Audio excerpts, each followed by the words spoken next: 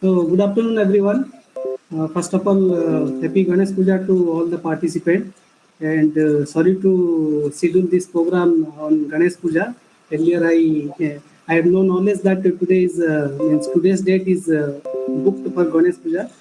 Okay, I congratulate all the participants first to spare their valuable time to listen this particular talk.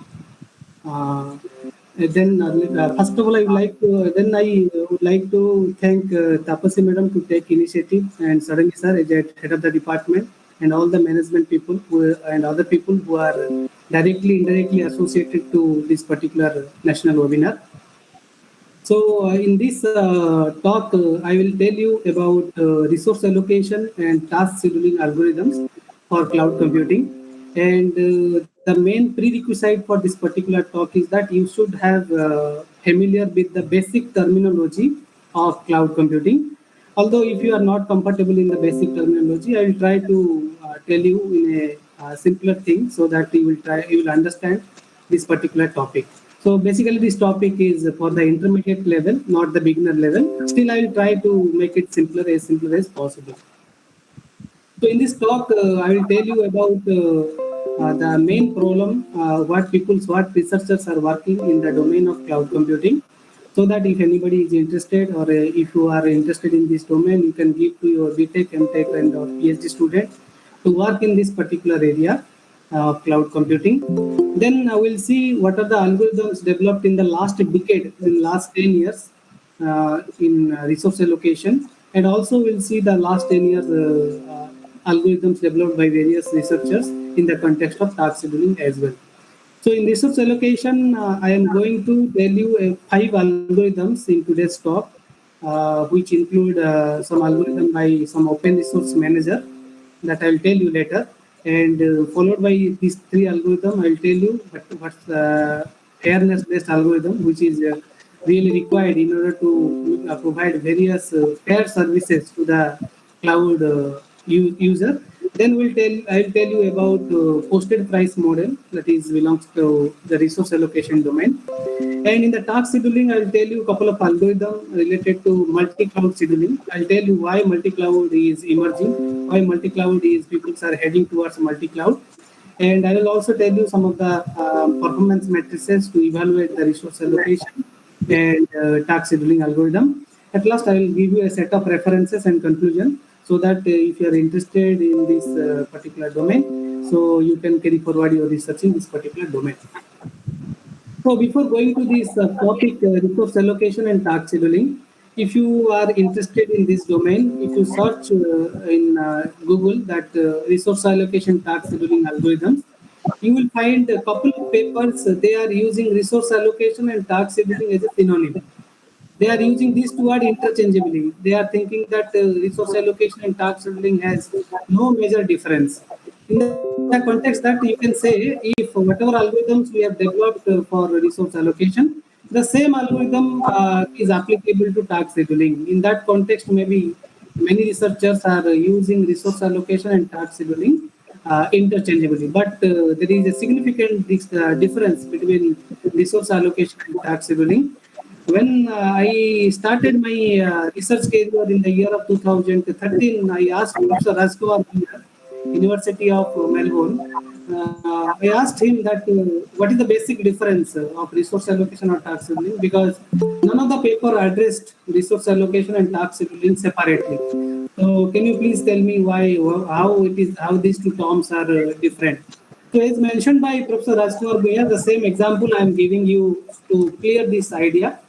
For example, for Synergy Institute of Technology, suppose I need a EIMS system, Electronics Information Management System, EIMS system. This EIMS system is used by faculty member, is also used by the student, is also used by the staff of the institute, or also used by the management people, or other, let's say alumni or some other stakeholders of the institute, right? So these people are interested, these people are will given a username and password so that they can enter to the EIMS portal of the Synergy Institute of Technology, and they can update their details. They can see their required things in EIMS system. right? So in order to build this particular software or in order to host this particular software, I need a cloud service provider. Assume that our Synergy Institute of Technology don't want to host a particular server because server needs maintenance and server needs monitoring as well. So for that, Synergy Institute of Technology plan to subscribe a cloud service provider, right? For this EIMS system, we want to subscribe a various cloud service provider. We call it the CSP. So there are a lot of cloud service providers are there. You know that is Amazon is a very popular cloud service provider. Google is a cloud service provider. IBM is a cloud service provider. Microsoft is a cloud service provider. So there are a lot of cloud service providers there, right? Then there is a discussion in the institute that which cloud service provider is best, right? So that depends upon what kind of requirement, you require, you require for your institute, and what kind of services a cloud service provider is going to provide you, right? With this context, you have to select one cloud service provider, right? So let you have decided you have to go for Amazon, right, for hosting this EIMS software, right? And in order to go for this Amazon subscription, you require, let's say, 30 servers, right? You require 30 servers to host this application because a lot of people is going to use this particular application. So that we initially have taken 30 servers. Later point of time, if I feel that 30 server is not sufficient, then I can increase the 30 server to any number of servers, right? Or if I feel that 30 server is very less, I can decrease into some small number of servers, right? That is 30 minus any number of servers I can use, right? So once I'll ask for 30 server, I'll specify what is the requirement of each and every server, what hardware, what software, what is the processing power, what is the storage, everything I'll specify, right? So upon receiving the 30 servers requirement, Amazon is going to provide 30 systems to you or 30 servers to you, right? If you see that context, that is called as your resource allocations. 30 servers are allocated to this institute to manage the EIMS software, right? So that is called as your resource allocation part, right? So once you receive these 30 servers, right, virtual servers, so what you will do, you have to plan, right, which module of the software will be installed in which server, right? For example, you will say that let's say faculty module I will install in the server number 7, right? Student module I want to subscribe. Let's say more students are there, so I will go for 3, 4, 5, 6 some server, right? 4 servers we have dedicated to server student to manage the student part, right? So we are deciding that how we can decompose the workload into small parts, and we can assign these parts to different servers, right? So here you need to decide the way you are going to process these kind of applications, right? So for that you require task scheduling, because task scheduling will give you the ordering of the task, right? It will give which order you have to execute the work or which module you have to assign to which server, right? So that efficiently you can manage the resources, right? So once resource is allocated to you, you can call it by resource allocation. And but once resource is allocated to a particular client or a customer or an institute or an organization, you have to decide how you can decompose your application and how you make each and every server busy. For that, ordering is very much important. When ordering is coming into picture, task scheduling plays a major role, right? So this is the first difference between the resource allocation and task scheduling. It is also suggested by Professor Rajkumar Bhuyan. So a couple of terms we will discuss in resource allocation and task scheduling. The terms are like lease. Generally, whenever there is a contract, you know that we call it a lease. Someone is assigned to a particular lease, right? He is doing a building or he is doing a, let's say, a bridge. Okay, for that lease is granted, right? Second type is called as applications. In resource allocation and task scheduling, sometimes we refer as applications. Sometimes we refer it as by job also. Sometimes we refer it as a task also, right? So, but these things are, you can say there are similar properties among the lease, application, job, and task. But if you go in details, then you will find these are also completely different. As we discussed that resource allocation and task scheduling also having a significant difference, right? So I'll tell you in the next slide onwards how they are different. So come to leads, right? So first one is leads. Let us consider there are 4 node cluster is there. those who are not compatible with this word cluster, simply assume that you have a, let's say, XYZ lab in your institute, right? XYZ lab. In that XYZ lab, there is 4 computers, right? Many computers are there, but I want to take only 4 computers. And these 4 computers are connected each other, right? So that they can share their resources as and when required, right? They are connected through a network, right? So that can be considered as a 4-node cluster, right? So if any work I want to execute, I can assign to any server, right? For example, I need 2 servers. I can take server number 1 and server number 2. Somebody may take server number 3 and server number 4 also. If all the servers are 3, somebody may take 2 or 3. Somebody may take 1, 4. Somebody may take 3, 1. Any order you can take to execute a particular work, right? So what you need here, we need a 4-node cluster. So I'll tell you the complete algorithm, whatever I'll discuss here. So I'll restrict it to 4 nodes. In simulation, if you carry forward this particular research, then you can go for any number of nodes based upon the availability of the computer system, right? And x-axis represents the time. So I'll tell you, so let's say my timeline starts at night 12 a.m. So I'll tell you from 12 a.m. how I'm going to assign resources to these 4 systems, right? 12 a.m. Then I will consider at 1 a.m. Let's say 2 a.m. something, 3 a.m., 4 a.m., 5 a.m. like that. It will go on, right? These are the different timelines we will take in x-axis. Y-axis consists of various nodes, but we will restrict our discussion up to 4 nodes so that you will understand very easily how resource allocation and task scheduling works in this particular system. Okay. Now there are different types of leases are there, right? Like I'll tell you a non-technical example here, right? Suppose I want to travel from Bhubaneswar to, let's say, New Delhi, right? Bhubaneswar to New Delhi, right? So there are plenty of trains are there, right? So many trains are there. Let's say total number of train is 10, right? Right? So I picked out of 10 train, I picked Rajdhani Express, which is very famous one, right? Or Durant Express, any one you like, right? And I want to book a particular ticket, right? So if there is a availability in the train, right, in 3AC or 2AC or 1AC, wherever it is applicable, so you can book a ticket. So once you book a ticket, what it is assigned? A berth number is assigned, right? Right? A coach number is assigned, a berth number is assigned, right? Coach number, let's say A2, and your seat number, let's say 10, right? So let's say in Bhubaneswar, it is starting at morning 9 a.m. Okay, it is reaching New Delhi at the next day 9 a.m. Right? So 9 a.m. to 9 a.m. Right? Today, let's say today 9 a.m. to tomorrow 9 a.m. Right? So the seat or the berth and the coach is booked for you. That is A to 10 is booked for you. Right? If the train is delayed also, let's say train is reaching New Delhi at say 11 a.m. Right? So 11 a.m. or up to 11 a.m. the seat is booked to you. Right? The same kind of things in cloud we call as a advanced reservation, right? You can book a resource by mentioning the start time and end time. You can mention the start time. For example, if you see here 13, that is 1 p.m. is considered as the start time and 2 p.m. is considered as the end time. Or if one person may say that I will specify the start time and I will specify 1 hour is the execution time. Okay, 1 hour is the execution time means it will start from 1 p.m. and it will continue up to 2 p.m. Right?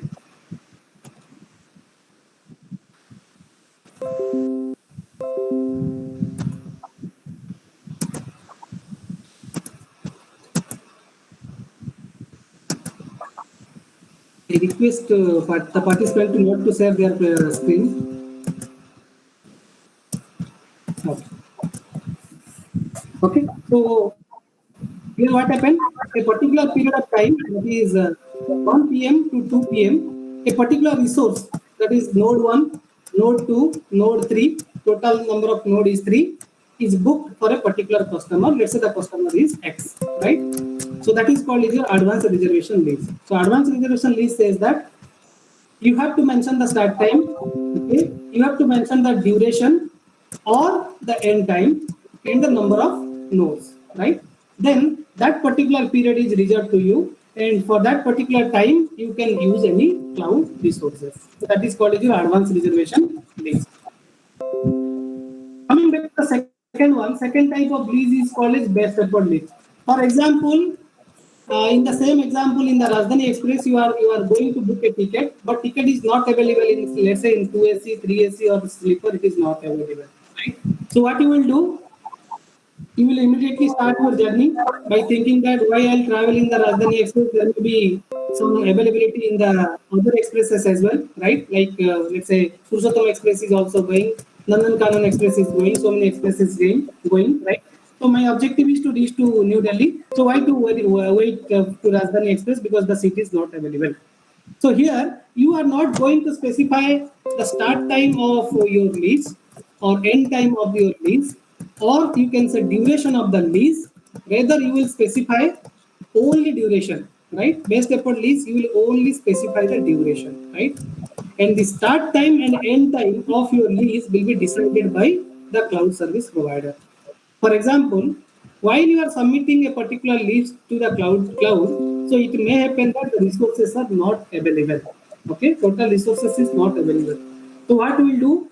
So we'll see that as soon as the resources become available, so what you will do? Your lease, whatever you have submitted to the cloud, that is going to execute. That's why start time is not mentioned, end time or duration is not mentioned, but how much time you require, that is called as duration, is mentioned, right? You need not explicitly mention the start time and end time. For example, the resource is available at say 5 p.m. So you require a duration of 2 hours, so it will continue up to 7 p.m. Right? And this best effort leads is of two types, right? One is called as primitive, another is called as non-primitive. Primitive says that, for example, you have started your work at 5 p.m. Let's say 6 p.m. another lease is arrived. Okay, another lease is arrived, and that lease is having higher priority. So what we will do? We will preempt you. We will stop you for executing the work. Okay, and we are going to assign the resources to the other lease. And once that lease is completed, then I will again resume it. Right? That is called as preemption. In between, if you can preempt a particular work, that is called as primitive. Right? But if it is not in the primitive mode, that is non-primitive mode, then once the resource is assigned to 5 p.m., you are going to get the result at 7 p.m. Nobody can interrupt to you, right? So this is another kind of lease used in the cloud computing. So if you compare the first lease, that is advanced reservation, and the second lease best effort, obviously advanced reservation lease is having highest priority, that is the priority number one. Best effort lease is having second priority. Similarly, cost case, advanced reservation is more costly, right? Best effort is less costly, right? So you can see in this diagram, I have started a best effort lease here, right? But at this particular point of time, another advanced reservation lease, a advanced reservation lease is coming to the cloud service provider. Means the user X has requested a best effort lease, user Y has requested the advanced reservation lease. Y has requested at this particular point of time. So what cloud service provider will see? It will compare the priority of Y with X. As you know that priority of Y is higher, priority of X is lower. So what I'll do, X I will print and I'll start executing Y. Once Y is completed, what I'll do, I'll again resume X, right? So that's why this is called as your best effort with primitive action. If it is non-primitive, then AR lease cannot print a best effort lease, right? So, but in general, we consider that best effort lease is a non-primitive mode. So as it is in non-primitive mode, okay, as it is in primitive mode, so AR lease can print the best effort lease, and once the AR lease is over, we can start the best effort lease, right? This is the comparison of AR lease with BE lease, right? By looking into this, I will introduce a problem later. Next lease is called as immediate lease. Just like there is some urgency, you have to immediately travel, right? So the lease will be requested to the cloud service provider at 9 a.m. and the user also expect that the cloud service provider will execute its work at 9 a.m. only. If it is 9:1, then the lease is rejected, right? So the request is reached to the cloud service provider at 9 a.m. and the lease also need to be started at 9 a.m. If such a case will happen, that is called as your immediate lease, right? If it is 9:1, then your lease is rejected, right? Immediately you have to start. Once you receive a particular thing, you have to immediately start. So such type of leads in cloud we call as immediate leads. Now, in order to avoid the best effort primitive mode, you know that best effort can be printed, right? For example, if you come back to this particular example, so this best effort task is executing, but as AR is coming, so I am permitting the best effort list and I am starting the advanced resolution list, right? Imagine at this particular time, another advanced resolution list is reached to cloud service provider, right? So what happened? I will start that advanced reservation list, right? And once that advanced resolution lease is over, this remaining part of the best effort will be started. So until unless there is a AR lease in your system, you cannot start a best effort lease. That's why we need best effort lease with deadline. So what you will say? You will say that I need the resources from 9 a.m. to let's say 5 p.m. Okay. In between these duration, I need a 1 hour slot, right? In the cloud. Right? This 1 hour may be 9 to 10, it may be 9:30 to 10:30, it may be 2 to 3, it may be 3 to 4, or it may be 4 to 5, but not after 5. So as long as my lease does not start or end any later than this deadline. So I have mentioned a particular deadline. Until unless this deadline is not violated, it is okay to me. Right? That type of lease is called as best effort with deadline lease. Right? Next is called the negotiated lease. Like whenever we go to market also we bargain, right? We say that no, this cost is not 100 rupees, give me in 50 rupees or give me in 70 rupees, right? Similar kind of things also happen in the cloud service provider. For example, a user has requested a resources to the cloud service provider, right? User is requesting a services to the cloud service provider and user is ready to pay $100, right? If the lease has started immediately after it is received by the cloud service provider, right? Then the user is going to pay $100 to the cloud service provider. But unfortunately, whenever this user's request reaches to the cloud service provider, all the resources, this 4-node cluster is completely busy. Okay, 4-node cluster is completely busy. So what cloud service provider will say, I can't execute your work, okay, but I can execute your work after some time. Instead of $100, you pay me $50. $50 is fine for me, right? So what will happen? So the time need to start a particular lease is deviated and cost is also reduced. Okay. After some time, also cloud service provider will say that instead of $50, you give me $25, but you wait for some more time, right? Similarly, it may happen that it will say that okay, you wait for another few minutes, so you pay only $10 instead of $100. If such a things will happen, that is called as a negotiated lease, right? So these leases are required while you are applying resource allocation and task scheduling algorithm in the cloud computing. So who uses which lease? That is very much important. You know that the very popular Amazon EC2, that is called Amazon Elastic Compute Cloud, they uses all the leases as a best effort lease, right? Similarly, Nimbus is a cloud toolkit which uses immediate lease. Eucalyptus is another toolkit that uses immediate lease. Open Nebula is a very popular cloud toolkit which uses best effort, but Hygia is a cloud toolkit you can also download because it is completely open source. You can give to your student to work in this in Hygia, right? It is open source. Hygia supports all the 3 types of leases, that is advanced reservation, best effort, and immediate. So it is more challenging for Hygia to how to assign the resources to the leases in comparison to Amazon EC2, Nimbus, Eucalyptus, and Open Nebula, right? So Hygia is a complete open resource manager you can download, and there is some inbuilt algorithms are also there. You can deal with this individual inbuilt algorithm, and you try to modify the algorithm such that the performance of Hygia can be better, right? That I will tell you in the resource allocation part. Coming back to the second one, that is applications. So application is generally represented in the form of a directed acyclic graph, which we discussed in data structure subject. You know that is directed acyclic graph, or in graph also we have studied directed graph, undirected graph. In cloud term, it is also called as a data flow graph, right? DFG is also called, it is called as, right? Or some today it's called as dependency graph, right? What it indicates, your root node is A, right? and your child node or your exit node, you can say, is E and F. So you have to start from the root, right, and you have to continue up to E and F, right? So what should be the mechanism? Until unless A is completed, you cannot start B, C, D, right? Because B, C, D is dependent on B, right? Similarly, E cannot be started until unless B and C both can be, both if it is not completed, then you cannot start E. Similarly, F also need to, F can be started only if C and D is completed, right? So first you have to execute A, then you execute B, C, D in any order, right? Once BC is completed, you can start E. Once CD is completed, you can start F. So this is the mechanism. So whenever we are talking about application, each application has a application ID, right? And each application has a arrival time.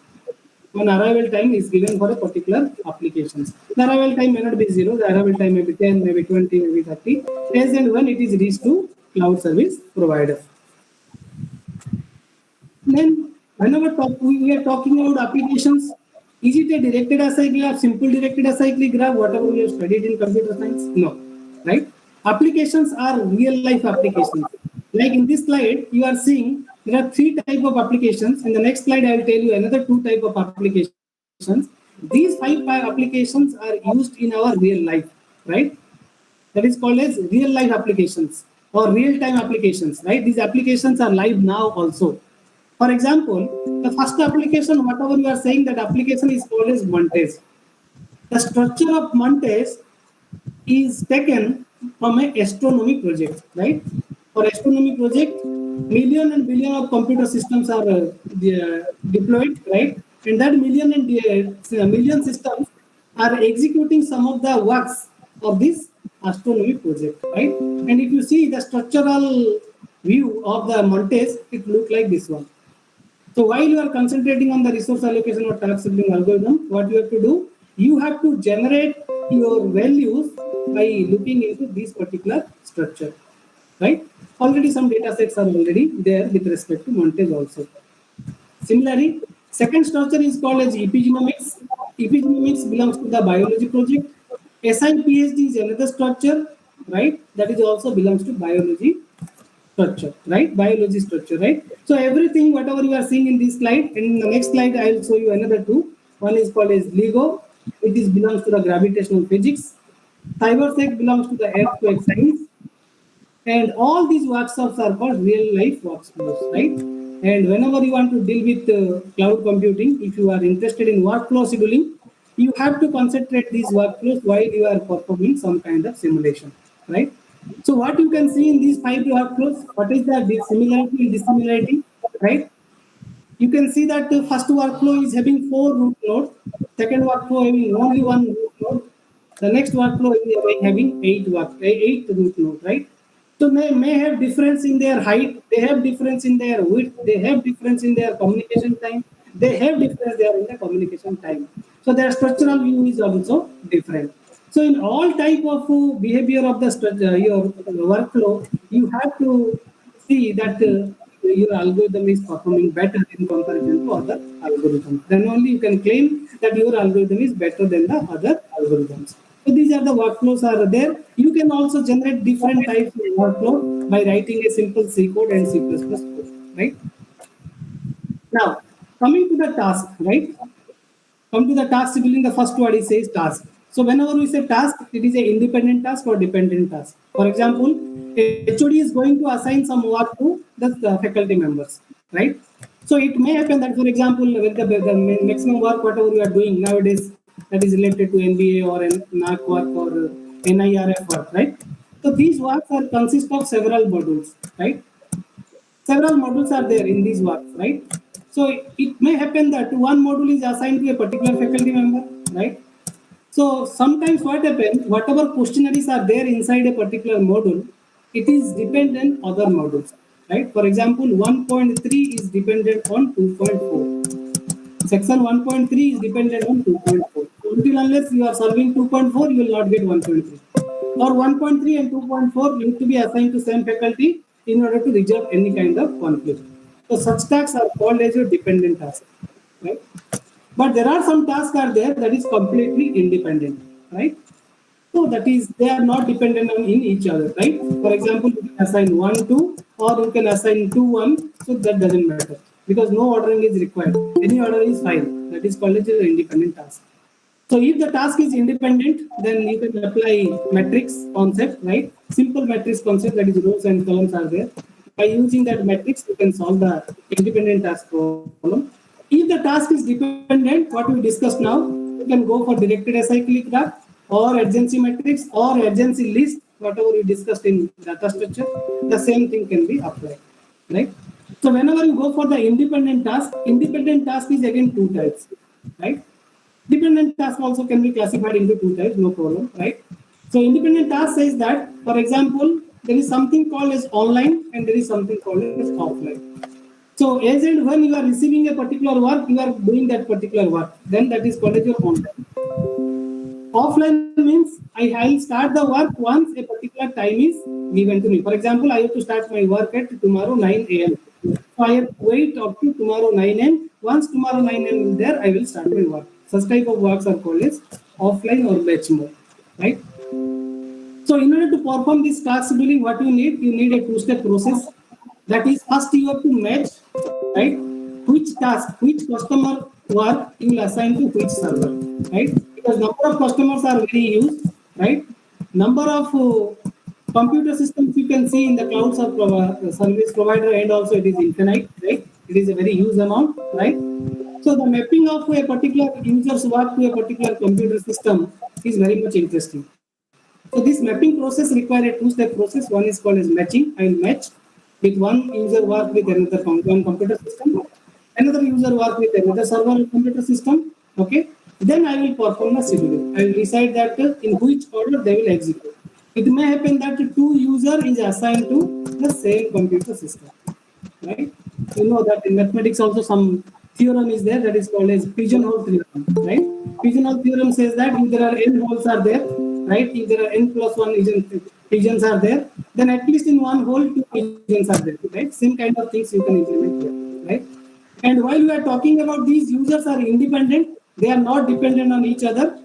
So what we can say, this task is we call it an independent task, or we call it a meta task. Is my screen visible now?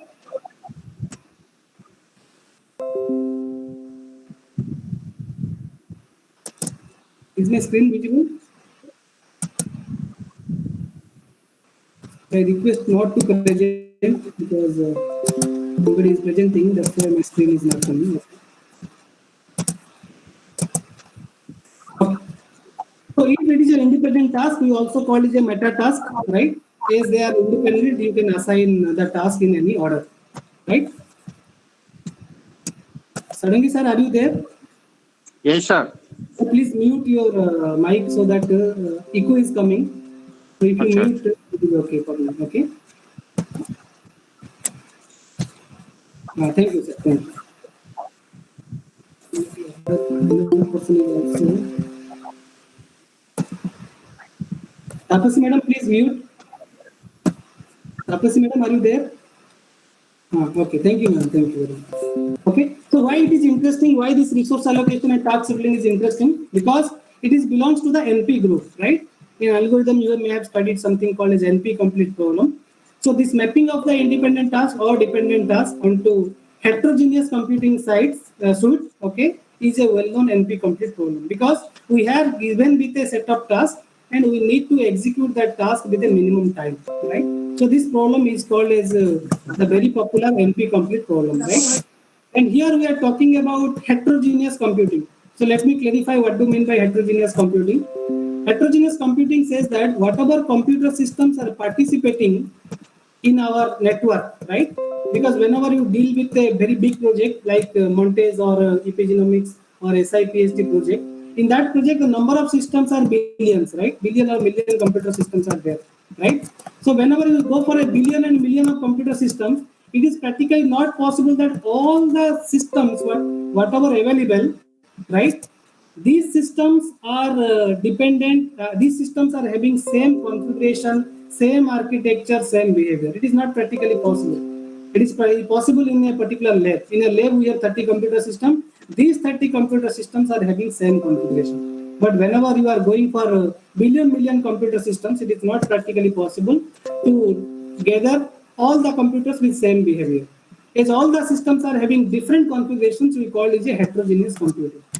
If all the computer systems are having same configuration, then we will call this what is a homogeneous computing, right? So here it is saying mapping of the independent task to heterogeneous computing is a well-known NP-complete problem. As our objective is to minimize the total time, right? Okay, then how you can do it? For example, here I will give a very small example. Here one user is there. The user submitted a particular work that is called as task 1. User has submitted another work. Another user has submitted. User number 2 has submitted T2. User number 3 has submitted T3. User number 4 has submitted T4. Right? So 4 tasks are submitted by 4 different people. Right? So this task is generally considered in CloudCorp is a set of instructions and set of data. Set of instruction we are representing by million instructions. Set of data we are representing by MB, right? The day to day you know that is what is MB, right? Similarly, if I have 2 resources, assume that 2 resources R1 and R2. If number of tasks is same as number of resource, if number of tasks is equal to some number of resource, then there is no use of scheduling algorithm, right?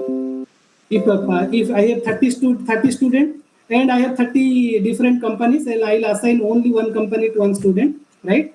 I'll give one placement, then there is no use of scheduling. The scheduling come into picture if number of tasks is greater than the number of resource, right? Because you have to minimize the time.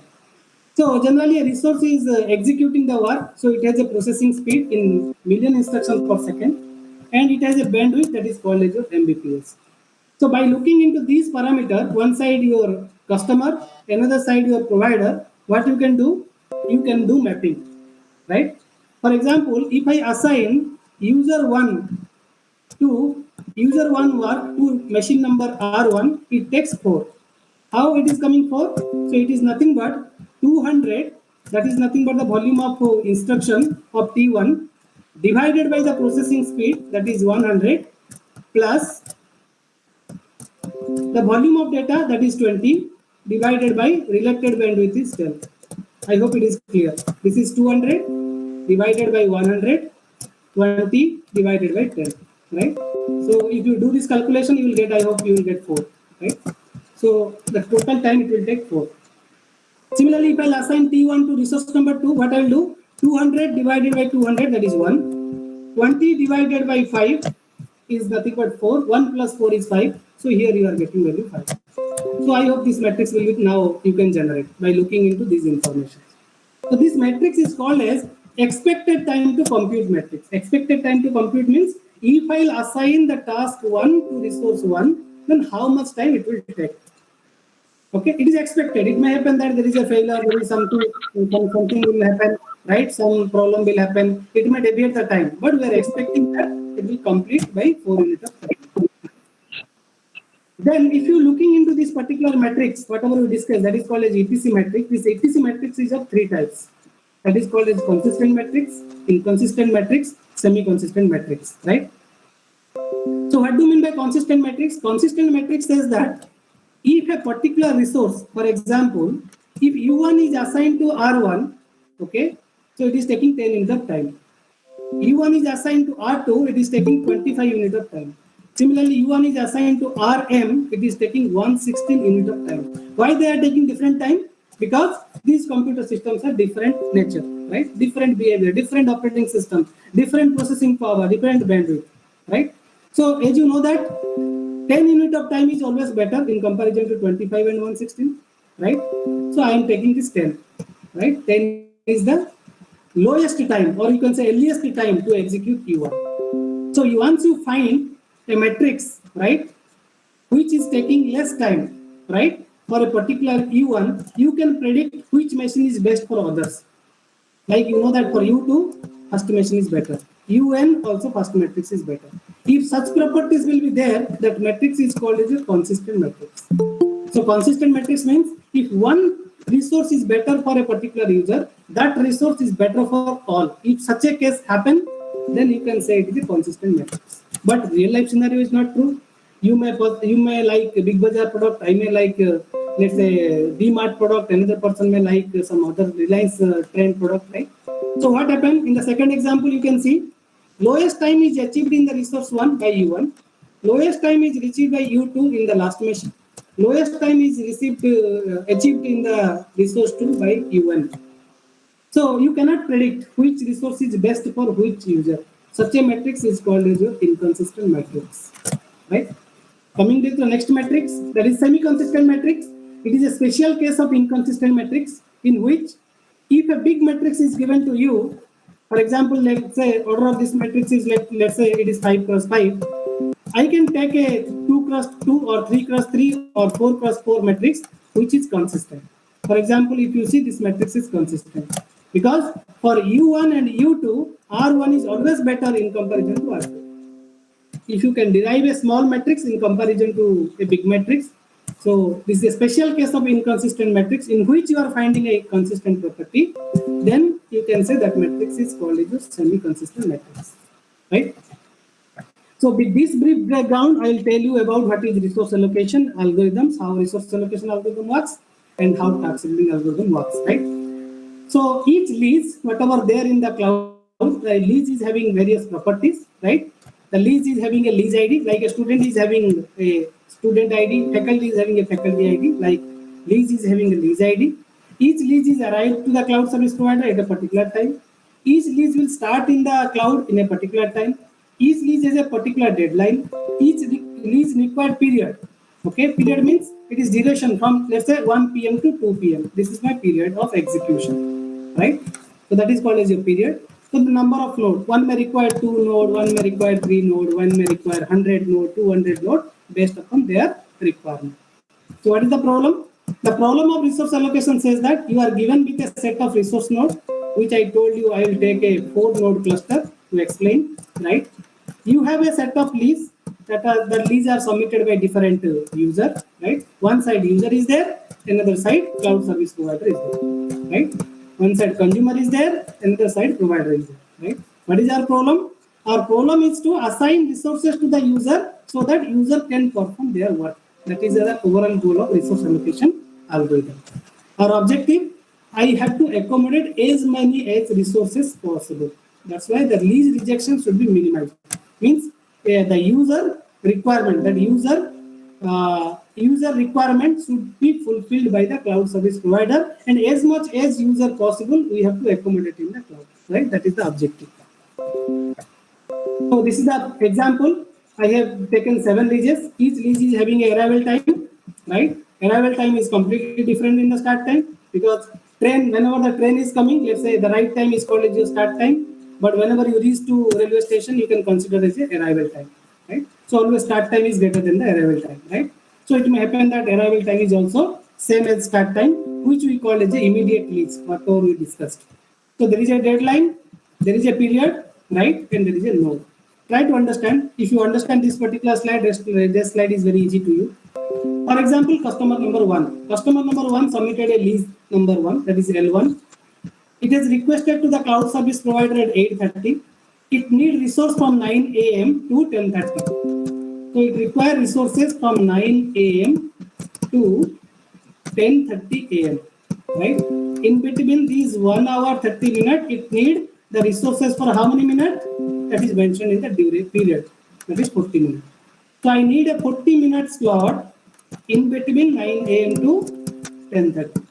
And how many nodes I require? I need exactly only one node. Out of 4 cluster node, I need only one node. It may be assigned this node, or this node, this node. Any node is okay for me, right? So you know that total duration is how much? 60 minutes, 1 hour, right? So it is total 90 minutes. Out of 90 minutes, I have to give the user 40 minutes in order to satisfy its requirement, right? Similarly, other leases also you can see, right? Come to the first algorithm, which is given in the IGA. IGA says that once a lease is assigned to the cloud service provider, what cloud service provider should do? It should find a single time slot. For example, here total time slot is 40 minutes, so I will find 40 time slot in a 4-node cluster, right? For example, 40 time slot is not available. So what I will do? If not, if single time slot is not assigned, not there, then what I can do? I have to perform rescheduling, right? So whatever leases already scheduled, that I will try to reschedule. How I will reschedule? I can reschedule by applying the sorting techniques on the slack value. I will calculate the slack value. I will tell you how to calculate the slack value. Then I will sort according to the slack value, right? So one person can suggest that if it requires a 40-minute slot, right? For example, I want to travel from Bhubaneswar to New Delhi. Ticket is not available. But whenever I am checking Bhubaneswar to Allahabad and Allahabad to Bhubaneswar, Allahabad to New Delhi, ticket is available. So you have to travel in the same train, right? But you have to take two tickets, one ticket from Bhubaneswar to Allahabad, another is Allahabad to New Delhi. Similarly, that enhancement is called as several time slot. So instead of going for 40 time slot, if 2022 time slot is there, then it is also okay. Or 10:30 is available, it is okay. 30:10 is available. Any combination before deadline, if it is possible, then it is okay. So let us see one example. I have taken 5 leases, right? I have taken 5 leases. So this arrival time, start time, deadline, period, and n is known to you. So I have to calculate the slack value. Where I will check slack value if rescheduling is required. Now, till now I don't know whether rescheduling is required or not, right? So let me go for this 4-node cluster, right? In this 4-node cluster, first I will execute user number 1. What user number 1 require? User number require from 12 to 13:20. Okay, this 1 hour 20 minute slot, I need 40-minute slot of how many nodes? 2 nodes. So I have assigned 12 to 12:40. 12 to 12:40 to user number 1, and it asks for 2 nodes. You may assign node 1, node 2. You may assign node 3, node 4. You may assign 4, 1. No, there is no problem, right? Anything you can assign. So I have assigned node 3, node 4 to user number 1. My user 1 is satisfied.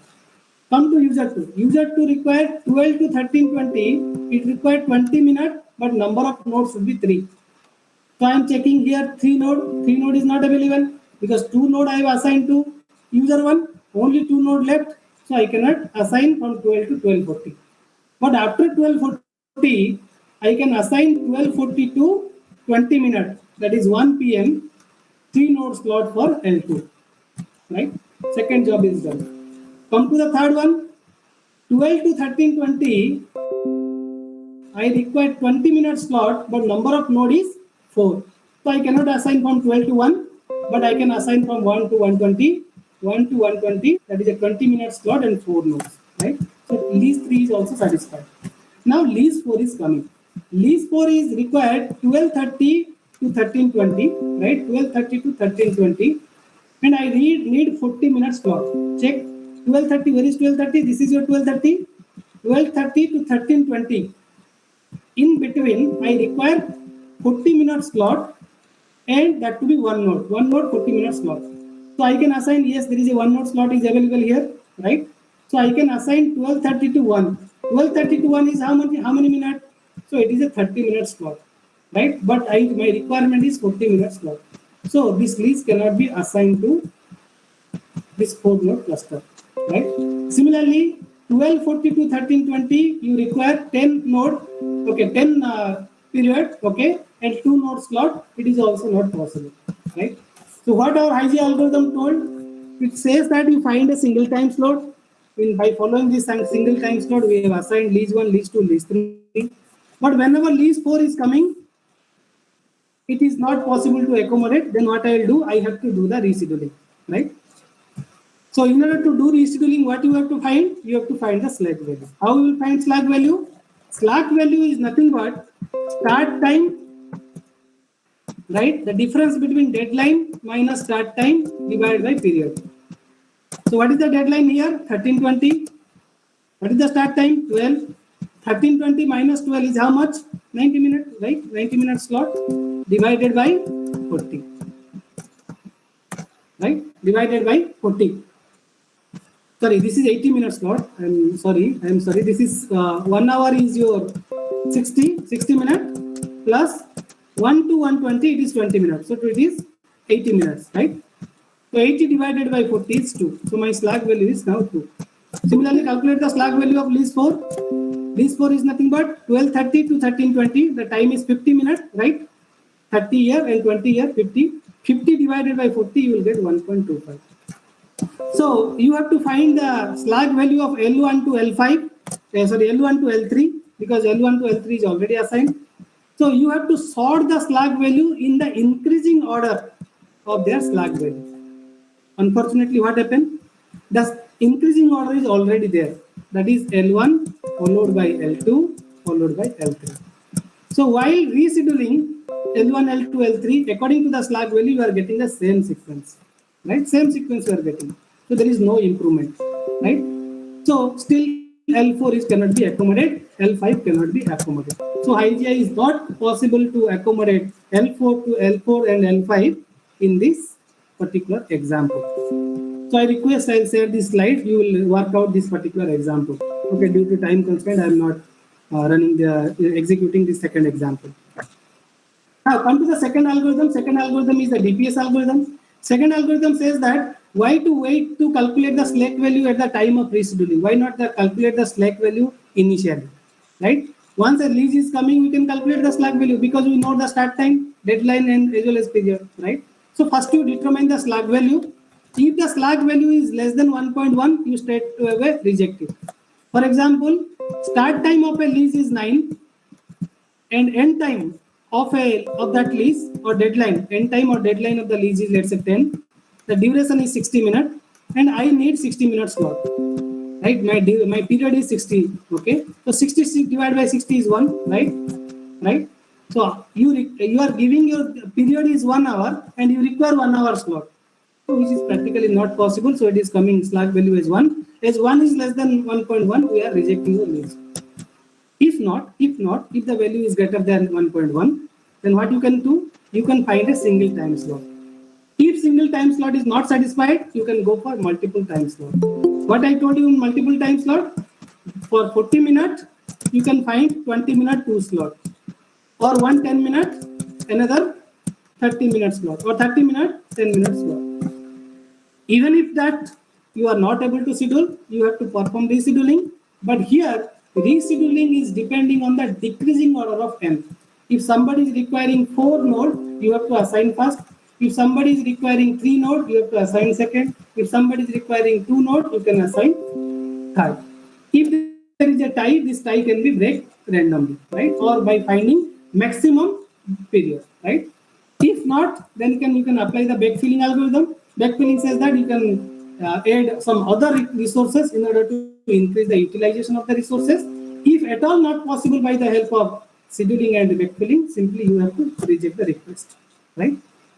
So if you work out this example, you have to find the slack value, right? After finding the slack value, what you are saying is that all the slack values are greater than 1.1. We are processing to the second step, right?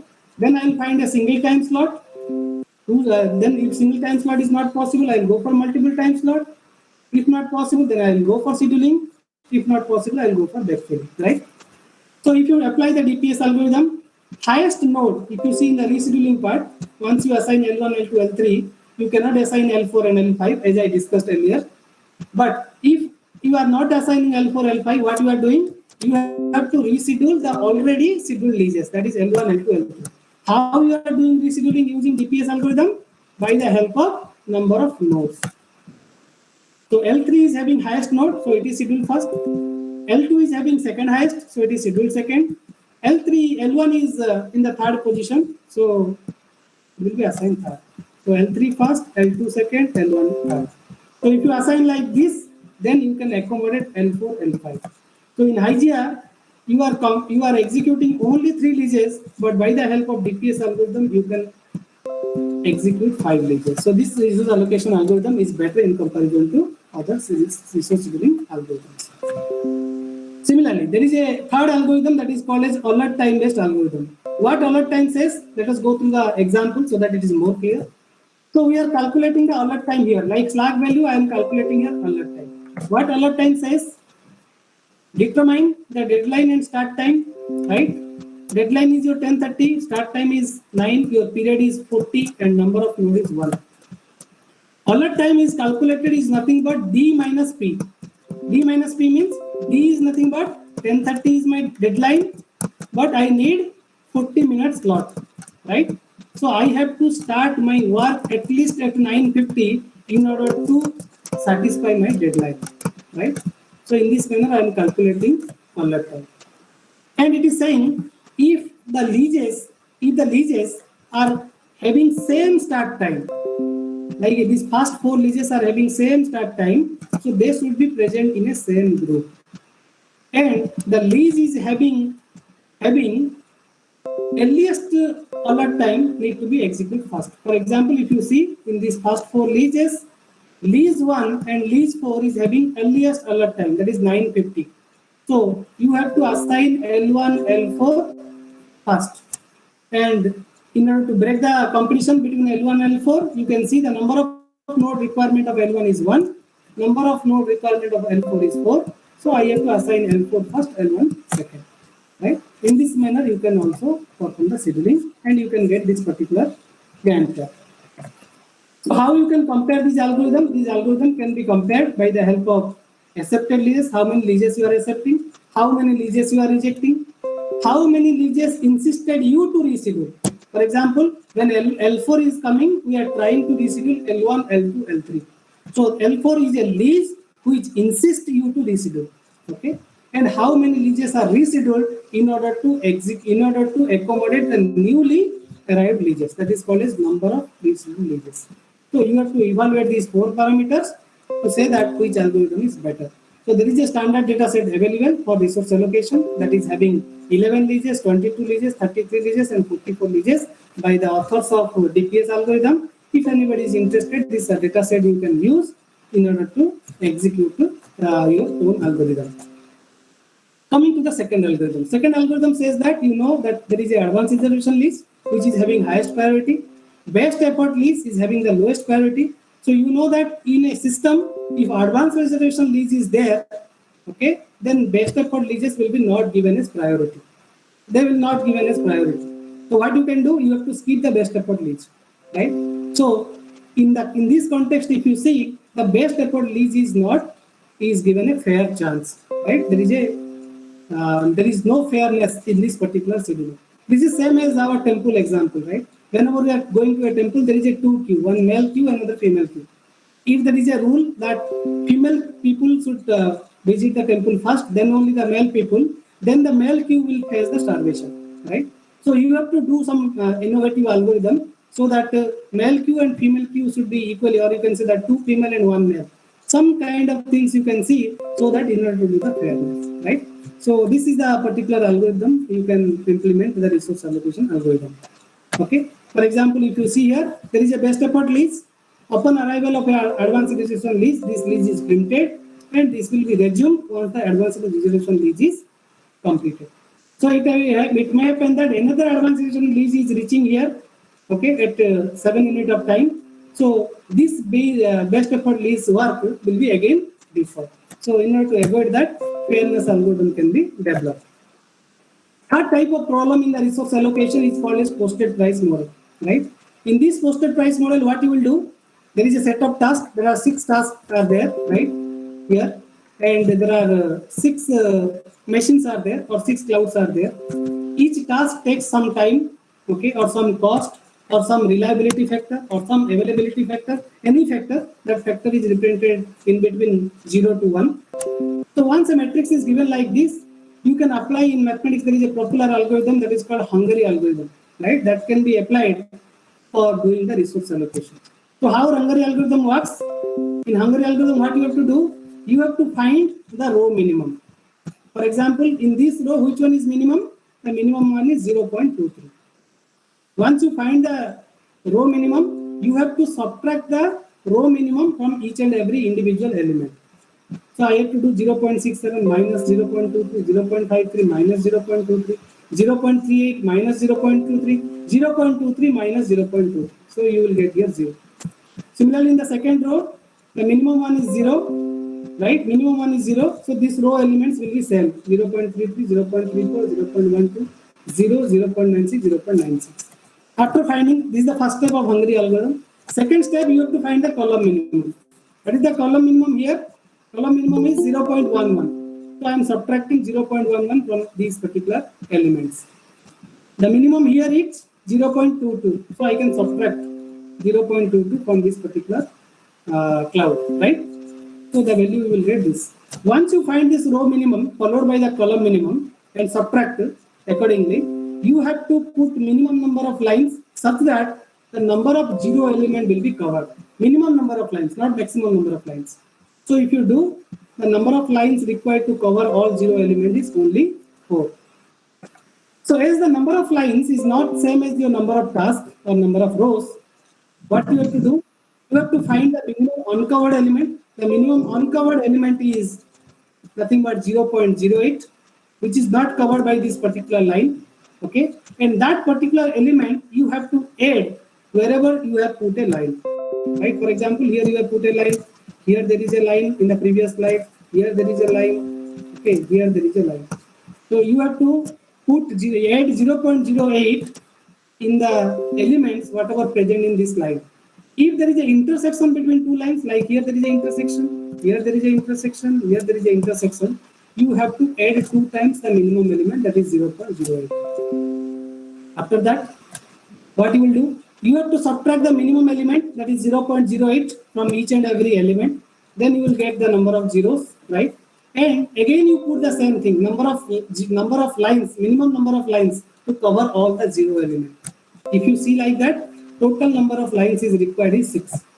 As your total number of lines is equal to number of rows here, so you have to stop and you have to find it mapping like this, where 1 indicates that T1 should be assigned to machine number 2, T2 should be assigned to machine number 4, T3 should be assigned to machine 1, and so on. So this is your posted price model. So coming to the second part, I'll take another 10-minute or 15-minute time, right? Second part is your task scheduling algorithm. What happens in task scheduling algorithm? Once this resources is allocated to a particular user, how user is going to execute his work, that is called your task scheduling algorithm. For example, you can see, if you go for this approach, task scheduling approach is of various types. For example, the approach may be centralized, the approach may be distributed. In the centralized, what happened? There is a centralized server. All the user need to submit the work to the centralized server, right?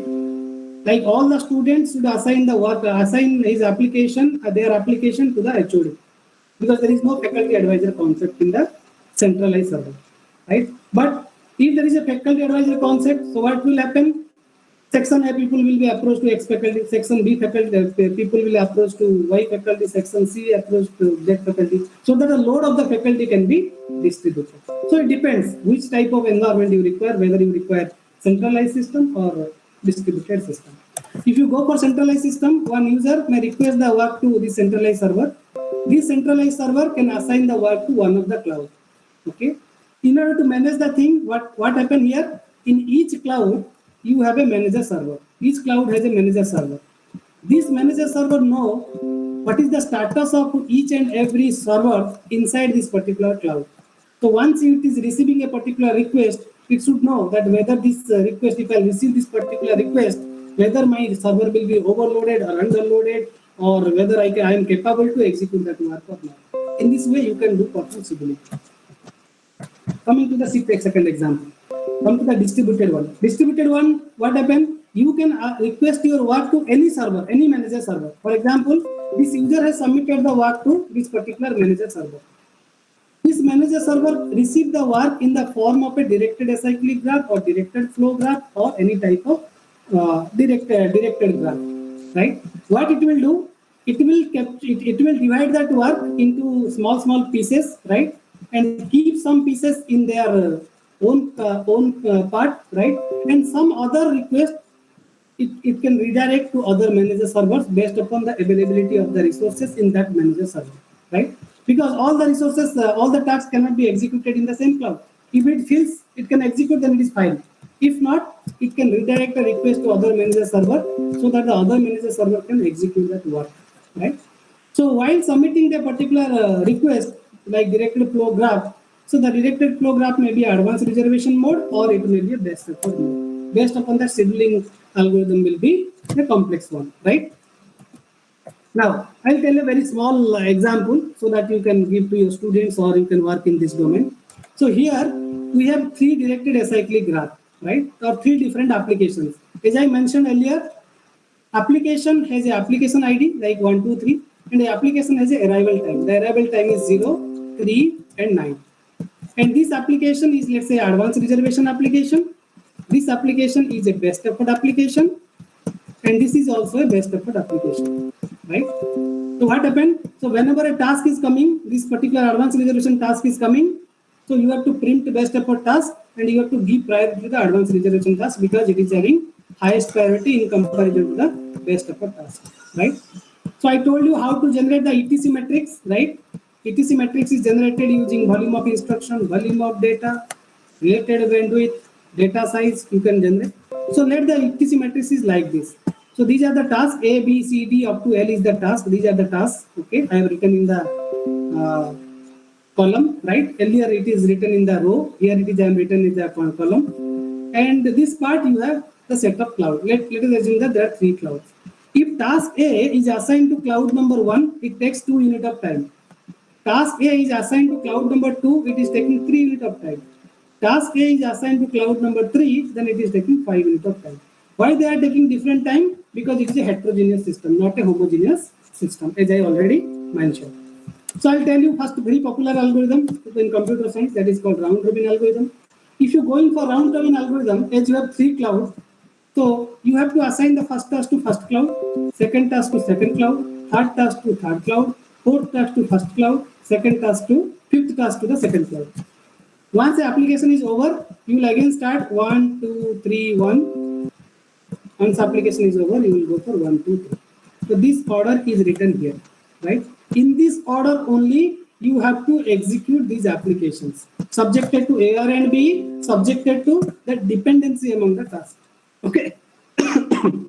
Okay. The second one is the scheduling, right? That is called as a list scheduling.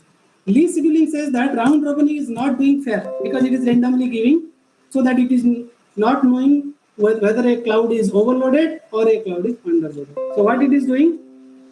It is finding the minimum. For A, which one is minimum? Cloud A is minimum, so it is giving to cloud 1. For B, which one is minimum? Cloud 3 is minimum, so it is giving to cloud 2. For C, which one is minimum? Cloud 2 is minimum, so it is giving to cloud 2. Like that it is processing. So if you compare the performance of scheduling, this list scheduling with RR, you will see this scheduling is performing better in comparison to round robin, as round robin is following a particular order, but scheduling is not following a particular order. It is looking to the ETC matrix and finding the earliest time. Based upon that, it is going to assign. Next, few researchers also suggested that there are some other parameters also you need to consider in order to calculate, in order to assign the task to the cloud, right? So before going to that, let me tell you what is this directed acyclic graph. There is 2 times. One is called as computation time. Okay, let me write CT, computation time. Another is called as communication time, COT, right? Computation means whatever there inside the circle, that is called as computation time. Okay, once this task is completed, then you have to circulate the result to here, to another circle, right? Okay, or another node or another task, right? So while you are giving the results from one node to another node also, it will take some time. That is called as your communication time. For example, we are staying our home, we are also staying our institute, right? So the time required to move from our home to institute or institute to home is called as your communication time, right? But the time you spent in house or home or in institute is called as your computation time, right? So in this way, you will understand inside time is called as your computation time, and this rectangle one is called as your communication time. First measure you can apply, that is called as T level, right? Or it is called as soon as possible. As soon as possible says that you calculate the value of each and every individual node. Based upon that, you can say that which task need to be executed first. So T level says that start from an empty task, go to a given task. So while you are moving from an empty task to the given task, you will consider the computation time of the entry task, but you will not consider the computation time of the given task. However, the communication time from the entry task to any task or to the given task need to be considered. So there may be, it may happen that there are multiple paths are available while you are going from the entry task to the given task. And if there is a multiple path is there, you have to choose the maximum path. So that is the concept of a top level. Let us take an example. So I'll tell a very simple example. For example, T3. So for going to T3, there is two paths. You can go for T1 to T2, right? Because it is saying entry task. Entry task is always T1.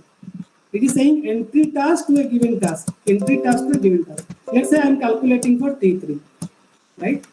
So for reaching T3, there is two possibilities. I can go T1, T2, T3, or I can go directly T3. So if I am going directly 3, how much cost is there? It is 5 plus 12, because I will not consider this cost as mentioned in the T level. 5 plus 12 is how much?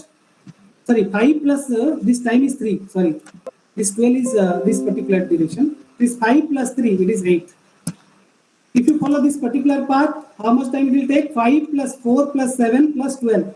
12 plus 7 is 19. 4 is 23 plus 5 is 8. 28, right? So multiple paths exist to reach a particular one. How to select which one I will take, 8 or 28? It is like the maximum one, that's why I am doing 28. So based upon the lowest value of ASAP, I can do also performing any kind of scheduling, right? So rest of the things you can calculate. This time limit is there, so I will not go through these particular calculations. Other calculations you can do.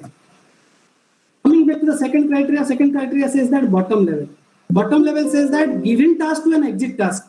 First one is saying, the T level is saying start to given. Here it is saying given to exit. But computation time of given and exit task also you will consider. Communication time of both are considered. Multiple path also may be there. If multiple paths is there, you have to find the maximum. So come to T3 again.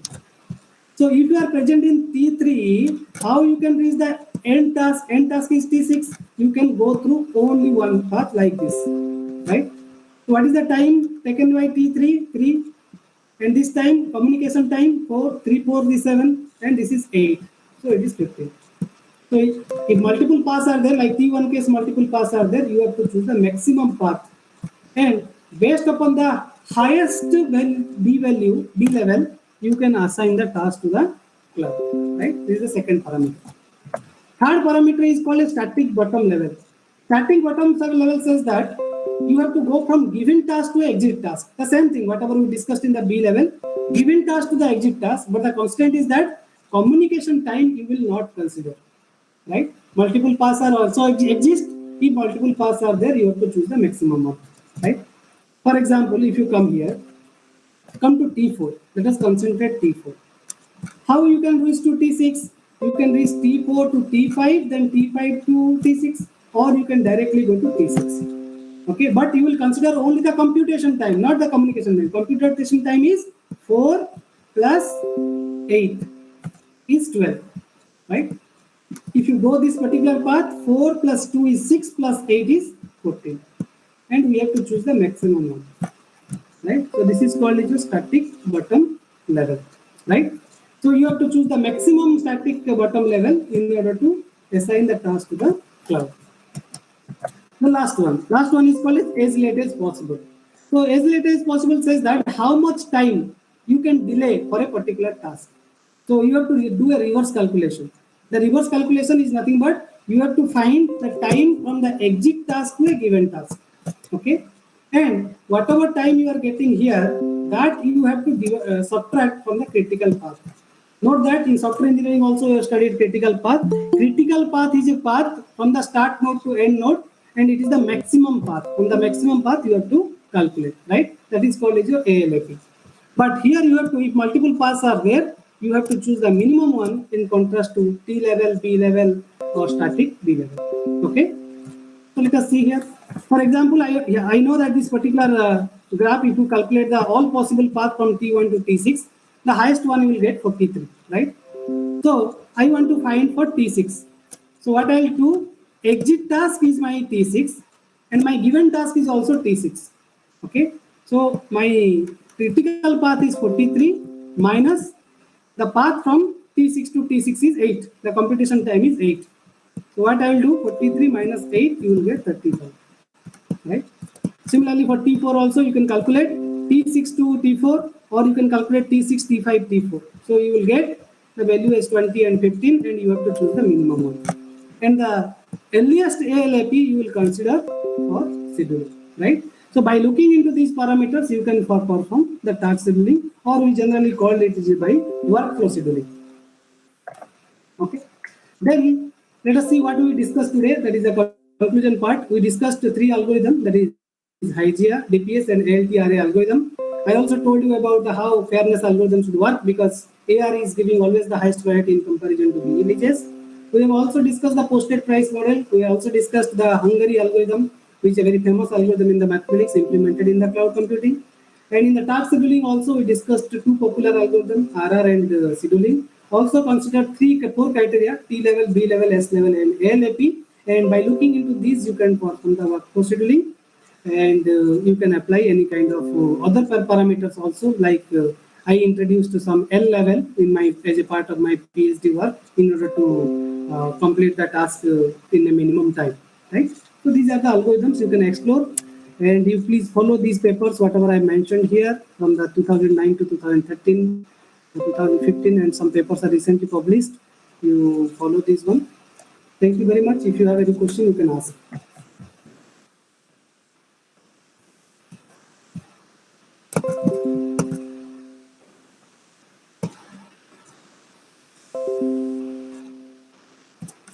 There is a question by Dr. Dev Sharma. How to perform task smooth? What do you mean by task smooth? Dev Sharma sir, are you there? Sir, actually, can you please tell me what is the meaning of smooth? What you want to tell in task smooth?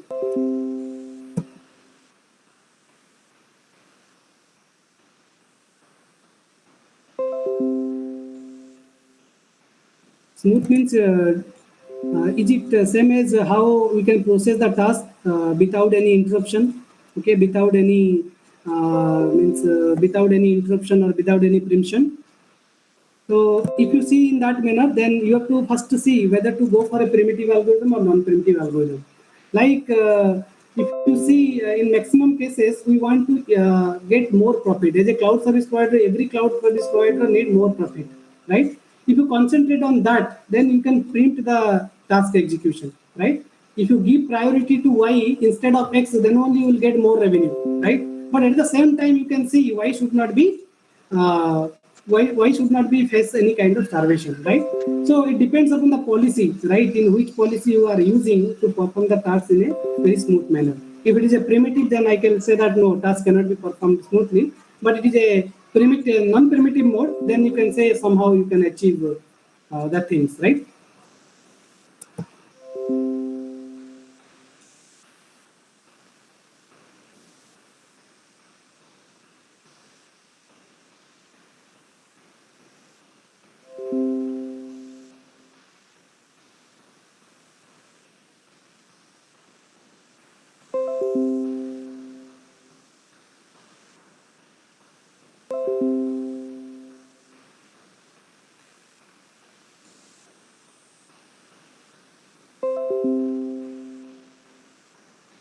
If you have any question, please write in the chat box. I am checking other. Any algorithm for bioinformatics by Dr. Venkat Swami.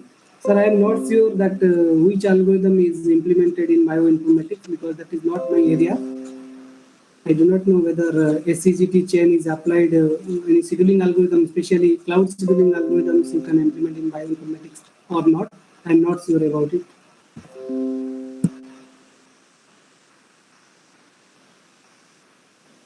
How algorithm improve performance in HYGIA, right?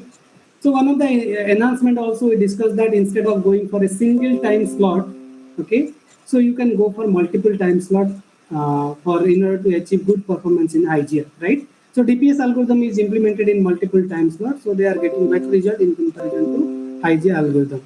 So you can go for other measures also. If you have something in your mind, then you try to implement, because this multiple time slot is a new concept to beat the benchmark algorithm given by HYGIA. This is the question by Dr. Sabin Kabir. Okay, if any question is there, please write in the chat box. Otherwise, I request Tapashi Madam to please conclude. Tapasri madam, are you there? Yes, sir. Yes, sir. I hope I have answered all now, the questions. Yes. If anybody have any questions, please send the questions in the chat box.